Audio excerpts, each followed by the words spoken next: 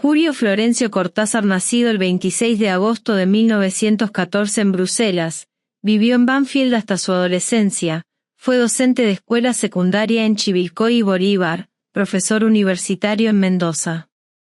Se instaló para siempre en París a los 37 años, hasta su muerte, pasó casi un año en Italia, recorrió Europa, visitó la India, llegó a Estados Unidos y se enamoró de Nicaragua y Cuba. 7 veces regresó a Buenos Aires. Su llegada a Buenos Aires fue en 1918, cuando tenía 4 años. Desde 1920, su familia vivió en una casa en Banfield. No fue hasta mediados de 1932 que se mudaron a un departamento de la calle Artigas en Villa del Parque. En 1929, Julio Florencio empezó la escuela secundaria en el Colegio Mariano Acosta. A esos primeros años de escuela secundaria corresponden sus primeros acercamientos al jazz. En 1932, la familia se mudó a Buenos Aires al departamento en la calle Artigas 3246. En ese lugar fue donde empezó a tocar la trompeta. Ese mismo año, al terminar el 4º año de la secundaria, recibió el título de maestro normal. Los próximos 3 años serían para recibirse de profesor. En 1933 fue una revelación para Julio Cortázar. Caminaba por las calles del centro de la ciudad y en una librería vio un ejemplar de Opio, diario de una desintoxicación del francés Jean Cocteau. Cuenta Cortázar que algo había en ese libro, lo compró, se metió en un café a las 4 de la tarde y a las 7 estaba todavía leyendo el libro fascinado. Este libro fue uno de los pocos de esa época que conservó hasta su muerte. En 1938 tiene su primer libro que se llama Presencia. Está firmado con el seudónimo Julio Denis, contiene sonetos distribuidos en 102 páginas. En junio de 1941, el director italiano Arturo Toscanini volvió a dirigir la orquesta del Teatro Colón después de 29 años. El programa de su nueva presentación incluía 2 sinfonías de Beethoven, el Requiem de Verdi y obras de Wagner. En una carta del 14 de mayo de 1973, Cortázar confirmaría que esa visita al Teatro Colón había inspirado su cuento Las Ménades, incluido en el libro Final del Juego. El año 1942 es el de la lectura profunda y apasionada de la obra de Borges. Cortázar lee El jardín de senderos que se bifurcan. También compra la antología poética argentina que Borges hizo junto con Silvina Ocampo y Adolfo Bioy Casares. Cortázar reflexiona: el choque que me produjo a mí la escritura de Borges fue sin duda el más grande que yo había recibido hasta ese momento. Encontrar en la Argentina, en un momento en que se escribía bastante tupido a la manera peninsular, a un hombre que ha pulido, que ha limado el lenguaje reduciéndolo, casi al nivel del aforismo, de apotegmas, era una experiencia que un joven escritor sensible tenía no solamente que recibir sino que aceptar y seguir. En 1943 Cortázar se dedicó a la escritura de una novela. Se llamaba Las nubes y el arquero. Durante 1944 terminó de escribir la novela de 600 páginas y se encerró en su pequeña habitación frente a la plazoleta para traducir Vida y extrañas y sorprendentes aventuras de Robinson Crusoe, marinero de York. Sí, Cortázar quemó 600 páginas de la novela que acababa de terminar, y dijo: el personaje me representaba mucho a mí, es el joven argentino superlector, supercultivado, europeizante por donde lo busques en sus gustos literarios y al mismo tiempo muy conectado con la Argentina. Era una novela muy romántica de amores imposibles.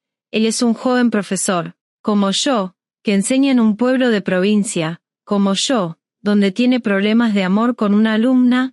Era una novela muy larga y terminaba donde nada se realiza y el personaje se queda un poco a la deriva.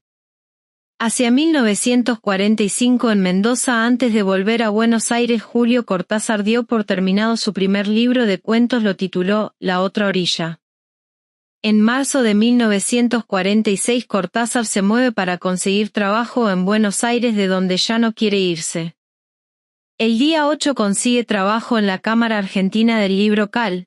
No solo lo consigue, sino que ingresa por concurso como gerente. Pero, sobre todo, en esos meses finales de 1946, Cortázar escribía. Había empezado a trabajar en un texto con influencias de sus lecturas de la mitología griega, que tenía el título tentativo de El laberinto.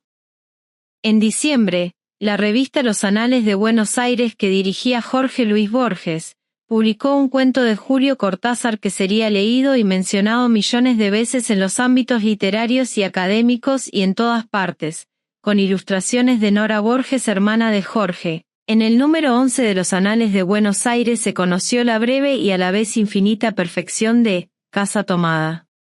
En 1947 terminó de escribir el libro un mes después y decidió con cambiarle el nombre y reemplazó El laberinto por Los Reyes.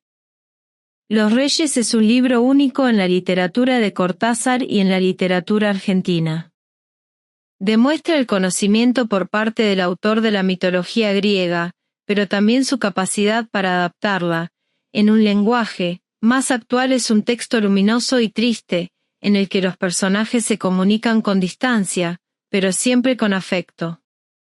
En ese agitado enero de 1947 Cortázar empieza a escribir Teoría del túnel. Notas para una ubicación del surrealismo y el existencialismo.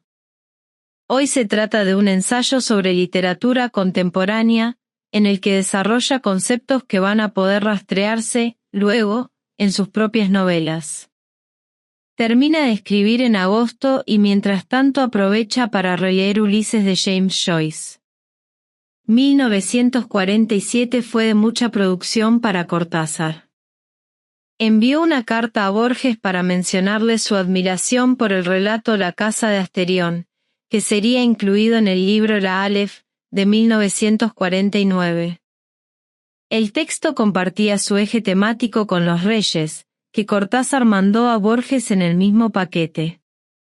La búsqueda dio resultados.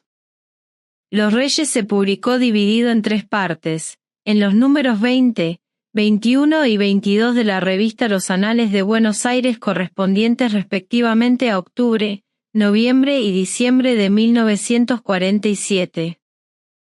1948 merece un capítulo aparte, es porque es el año que va a regalarle a Cortázar una presencia que lo va a cambiar todo. Va a conocer a Aurora Bernardes. En enero Cortázar escribió El cuento de los gatos, que quedaría guardado durante mucho tiempo. Recién sería publicado en 2009, en el volumen Papeles Inesperados. En el relato, el niño Carlos María crece a la sombra del deseo que siente por su prima Marta.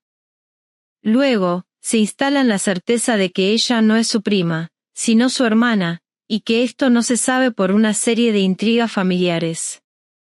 Y esa certeza termina en una huida. En esos meses Cortázar escribió el cuento Circe. Una noche, hoy al volver de su oficina en la cámara del libro, hoy a Cortázar se le ocurrió un cuento en el que una mujer joven y atractiva generaba desconfianza porque 2 de sus novios se habían suicidado. Se habían matado al descubrir que ella les había dado bombones con cucarachas dentro. Aurora Bernardes había leído el cuento Casa Tomada, de un tal Julio Cortázar, en Los Anales de Buenos Aires y le había gustado mucho. Tanto que quería conocerlo. Ahora que sabía que su amiga ya lo conocía, ella no quería perder la oportunidad de hablar con él. Entonces Aurora y Julio se encontraron, no más. Fue en la confitería Richmond de la calle Florida, casi avenida Corrientes. 2 personas que no se conocen y de repente sí. Un hombre y una mujer, 2 traductores que ahora conversan sobre temas comunes. ¿Por qué es tan importante ese encuentro? Lo es para ellos, luego a ser para el devenir de sus vidas, pero por la dimensión de la obra literaria posterior de Cortázar, y por la influencia en esa obra por parte de Aurora Bernardes, los alcances de esa unión los exceden. Exceden sus propias historias. Pasaron 1 o 2 años hasta que se fueron a París. Julio se fue primero, y Aurora después. En las experiencias de esos tiempos está basado Diario para un cuento incluido en Deshoras de 1983. En el Cortázar cuenta que traducía las cartas que recibían las prostitutas de la zona portuaria a fines de la década del 40. 1949 Cortázar se reunió con el abogado y editor Luis Baudisone, a quien le entregó algunos cuentos que había escrito en las semanas previas. Estos cuentos que venían a postergar la edición del volumen La otra orilla no eran otros que los que luego formarían Bestiario. En los días de carnaval de 1949 Julio Cortázar terminó de escribir su novela Divertimento que quedaría inédita hasta 1986. La historia hace pasear a los personajes por muchos barrios de la ciudad de Buenos Aires buscan una casa de 2 ventanas que encierra un misterio. El relato está marcado por la aparición de un fantasma, el fantasma de una mujer. El escenario es el de las reuniones del llamado Vive como puedas, un grupo de discusión sobre arte. En enero de 1950 viaja a Europa. En París Cortázar no fue un pez en el agua sino un pez que descubrió que ese mar estaba hecho para él. París era la ciudad que Cortázar añoraba en Buenos Aires. Buenos Aires sería la ciudad que él construiría, para siempre, desde París. Antes de fin de año llegaron noticias importantes. Editorial Sudamericana iba a publicar, en un único volumen los relatos, Casa tomada, Carta a una señorita en París, Lejana, Ómnibus, Cefalea, Circe, Las puertas del cielo y Bestiario. La decisión la había tomado Julián Urgoiti, que dirigía la Cámara del Libro y al mismo tiempo era gerente de Sudamericana. Por su estima hacia Cortázar, había decidido publicar Bestiario. En Bestiario Cortázar combina lo cotidiano con lo fantástico. Tampoco se recurre a situaciones inverosímiles. Los protagonistas de cada relato son los habitantes normales de Buenos Aires, su lenguaje es nuestro idioma, sus ceremonias recuerdan las de cualquiera de nuestras vidas. Cuando irrumpe lo fantástico, parece una consecuencia sea inexorable del realismo que lo precedió. En enero de 1951, Cortázar empieza a trabajar en un libro que será una vez terminado, Imagen de John Keats. Es el diario de un escritor. Un diario de Keats y uno de Cortázar. Es también una autobiografía. Es un ensayo crítico sobre la poesía y en tiempos de Keats y en tiempo de Cortázar. En mayo de 1951 Julio Cortázar escribe una carta al titular de la Facultad de Filosofía y Letras de la Universidad de Cuyo, en la que pide un certificado de las materias que dictó allí en 1944 y 1945. Es un pasaje a Europa. Cortázar quiere ese certificado para solicitar una beca en París en la Embajada de Francia en Buenos Aires. Cortázar va a irse de Argentina. El 24 de julio se confirma la noticia, el gobierno francés le informa que le concede la beca que ha pedido. El lunes 15 de octubre en el puerto, Julio Cortázar se despide de Buenos Aires.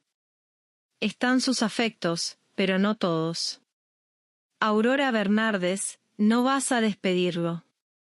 Cortázar supo, en septiembre de 1952, que Aurora Bernardes iba a viajar a París. El 2 de diciembre de 1952, Aurora subió al barco y dejó Buenos Aires. Más de un año después de la salida de Julio Cortázar. Llegó para Navidad y en 1953 se casaron. Julio y Aurora empezaron a trabajar como traductores para la UNESCO. En 1954 Julio Cortázar le escribe una carta a un amigo diciendo: «Estoy encarnizado en un cuento que no acabo de escribir y que me está dando un trabajo terrible». Su tema es aparentemente muy sencillo, la vida y sobre todo la muerte de un músico de jazz. Cortázar estaba escribiendo El perseguidor. Y no es el único cuento. Ya ha escrito la mayoría de los relatos que se publicarán en 1956 en México en su libro final del juego. Y además ya escribió Las babas del diablo, Las armas secretas y Los buenos servicios. Todos ellos, junto con Cartas de Mamá y El Perseguidor, serán publicados en 1959 en Buenos Aires, por Editorial Sudamericana, con el título Las armas secretas. Un día antes de su cumpleaños, Julio Cortázar llegó a Buenos Aires con Aurora Bernardes. Ese 25 de agosto de 1957, el escritor llevaba en su valija muchas páginas de los premios. La novela comienza y termina en el Café London, ubicado en pleno centro porteño, en Avenida de Mayo y Perú. Allí, los ganadores de un concurso esperan para abordar el barco Malcolm, aunque no saben bien a qué destino los llevará. Es una de las marcas de la novela. Los personajes actúan sin tener, casi nunca todos los datos que necesitan para esa acción. Siempre hay algo que les está vedado, que se les escapa. El grupo que viaja en el Malcolm representa, de algún modo, ciertos estratos de la sociedad porteña. Están los intelectuales que desprecian lo popular, la clase alta sin ningún interés por quienes los acompañan, la clase media más deteriorada, que teme convertirse en clase baja. Y está Percio, un personaje con reflexiones metafísicas que es, de algún modo, la presencia de la vanguardia en la novela. El libro fue publicado en 1960, en Buenos Aires, por Editorial Sudamericana, apenas unos meses después que el mismo sello publicara Las armas secretas. En junio de 1959, también le escribe a Barnabé diciendo que está escribiendo algo así como una antinovela, con la tentativa de romper los moldes en que se petrifica ese género. Cortázar está escribiendo, en los últimos años de la década del 50, un libro que va a revolucionar la literatura latinoamericana en la década siguiente y en las próximas. Cortázar está escribiendo Rayuela. Fue en Buenos Aires que Cortázar definió unificar en un solo tomo sus historias de cronopios con unos textos que había denominado material plástico, y con otro grupo que se llamaba Manual de Instrucciones. Esas secciones se publicarían juntas, en 1962, como historias de cronopios y de famas. Un mes después de cumplir 47 años, Cortázar había escrito una obra cumbre de la literatura del siglo XX. En mayo de 1962, en otra carta explicó que se trataba de un libro infinito, porque se podía seguir y seguir añadiendo partes nuevas hasta morir. La novela está dividida en 3 partes. La primera, Del lado de allá, ocurre en París. Su personaje central, Horacio Oliveira, comparte protagonismo con la maga, y gran parte del espacio lo ocupan las conversaciones culturales de los integrantes del llamado Club de la Serpiente. La segunda parte, Del lado de acá, sucede en Buenos Aires. Oliveira ha regresado porque fue expulsado de París, y los otros personajes importantes son la pareja formada por Traveller, un poco el doble de Horacio, y Tarita, un poco doble de la figura de la maga. La tercera parte, de otros lados, incluye los capítulos que Cortázar denomina prescindibles. Y así el gran personaje es Moureri, un escritor que se propone destruir la literatura, y que es quien comenta el libro mientras sucede. En esa tercera parte, la novela se habla a sí misma, se lee y se estudia y finalmente el lector sabe que no hay nada de prescindible en esos capítulos. Pero no solo Rayuela ocupa el tiempo y la mente de Cortázar. En 1961 supo que un joven director de cine argentino, Manuel Antín, tenía intenciones de filmar el cuento Cartas de Mamá.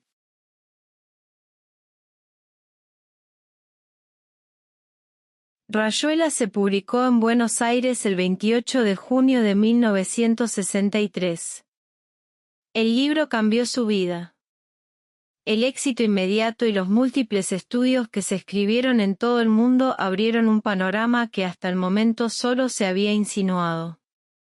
Julio Cortázar, el que había sido Julio Denis, el que había quemado una novela de 600 páginas, el que había tenido que dar explicaciones a su padre por usar su nombre para firmar lo que escribía, era ahora un escritor consagrado.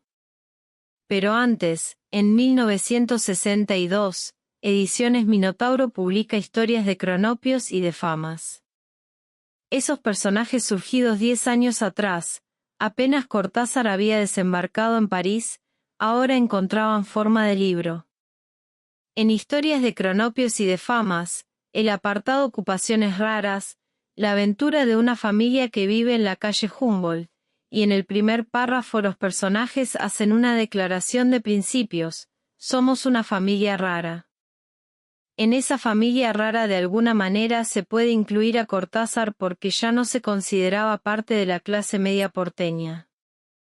Las familias que rodean a la familia rara son pacatas, pragmáticas y en el fondo hipócritas.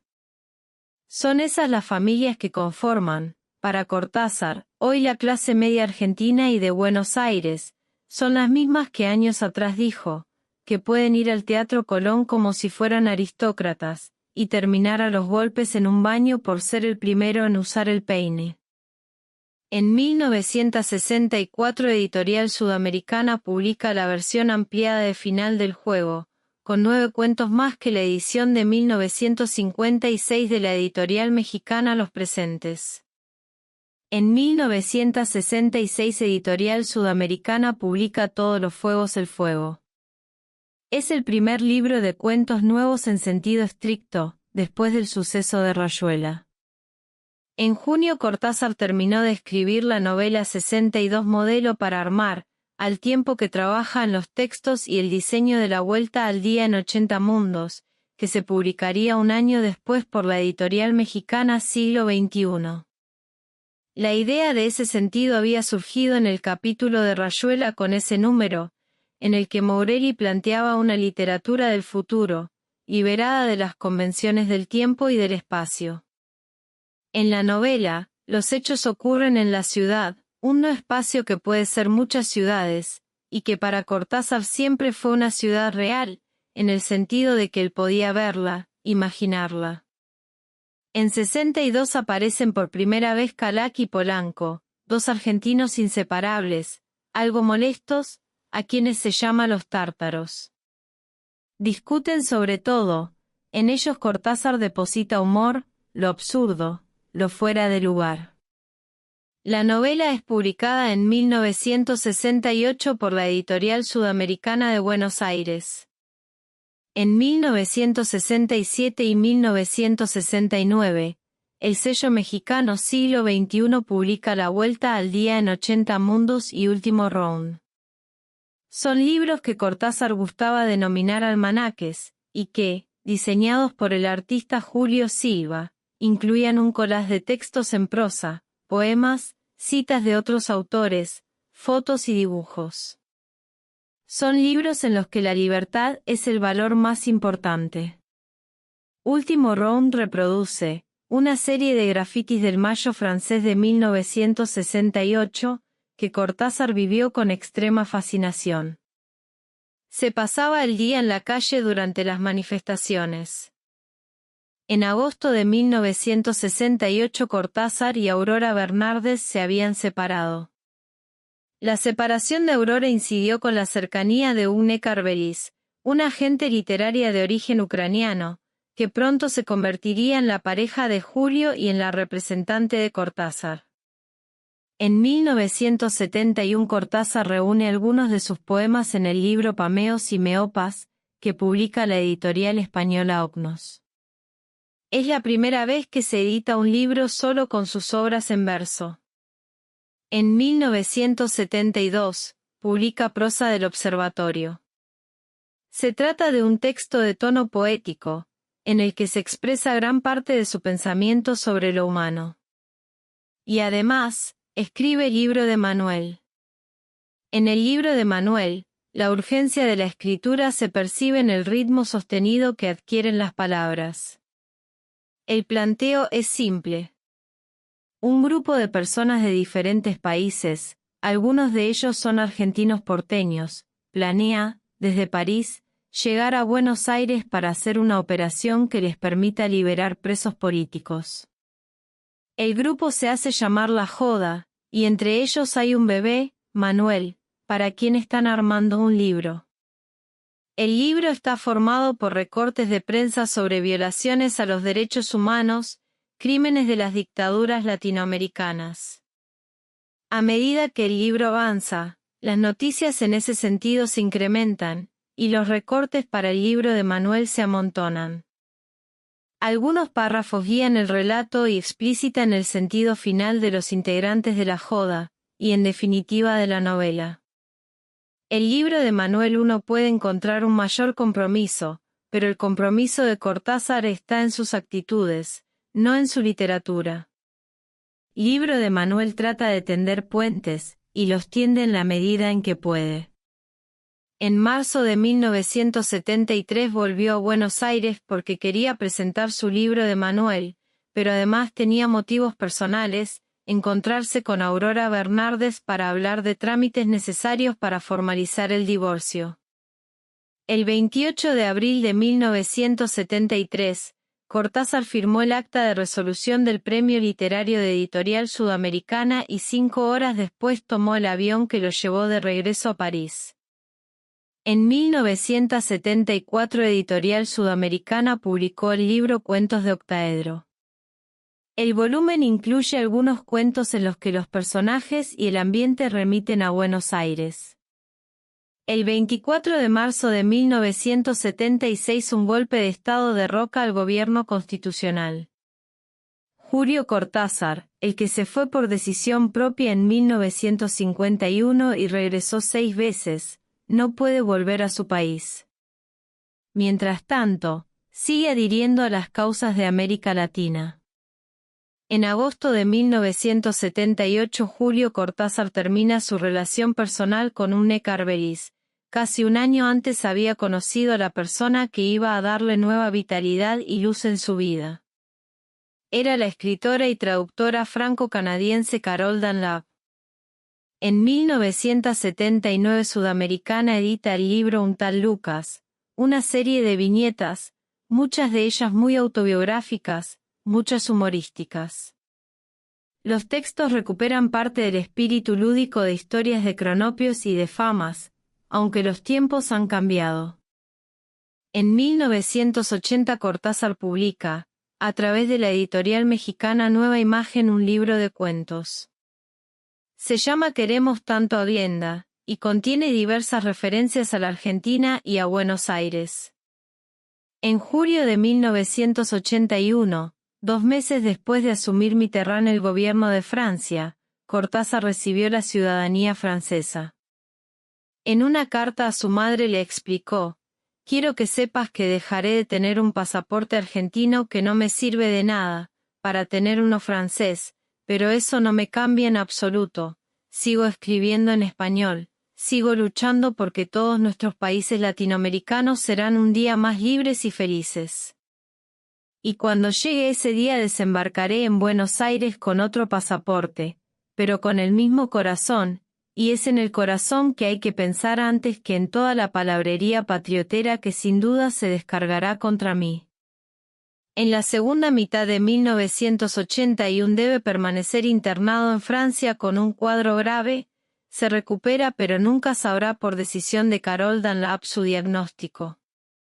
Esa sería la enfermedad que lo llevaría a la muerte 3 años después.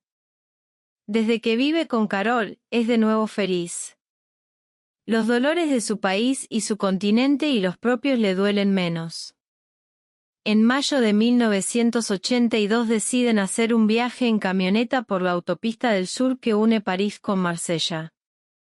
No es solo un viaje, es la manifestación cabal del amor entre ambos, y es también un proyecto artístico. El viaje, que tiene reglas propias, va a durar 33 días, y el resultado será un libro llamado Los autonautas de la cosmopista o un viaje atemporal París-Marsella.